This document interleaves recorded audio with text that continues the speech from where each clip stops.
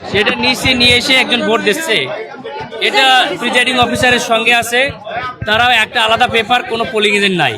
এটা এত সুন্দর একটা নির্বাচন, এটা সত্যি দুর্ভাগ্যজনক। পুলিশকে আমরা ডাকছি, তিনিও এটা সাপোর্ট করেন না, তো এটা হতাশাজনক। দ্বিতীয় নম্বর হচ্ছে যে আমাদের প্রতিপক্ষ দলের ড্রেস পরে সরাসরি উপরে চলে যাচ্ছে, এটা আমাদের মনে হয় ঠিক না, এটা প্রতিরোধ করা উচিত। যেটা আমাদের সবচেয়ে বড় দুর্ভাগ্য, এরকম মানে নির্বাচন প্রক্রিয়া এরকম হবে যে পোলিং এজেন্ট ছাড়া একটা বই নিয়ে এসে সিনিয়র সিটিজেন বলে তার ভোট নিচ্ছে, যদিও তিনি সিনিয়র সিটিজেন হলেও তার সিস্টেম তো থাকতে হবে, এই সিস্টেমে কোনো পারমিট করে না।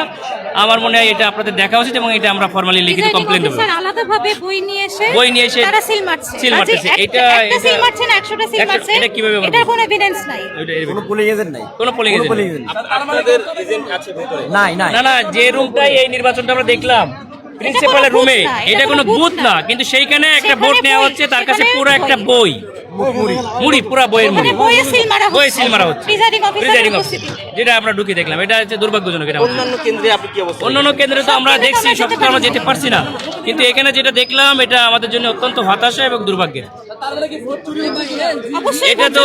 এটা তো আমাদের আর আপনারা তো মুখ দিয়ে বলা লাগতেছে না, আপনারা তো অবুঝ না, তাই না?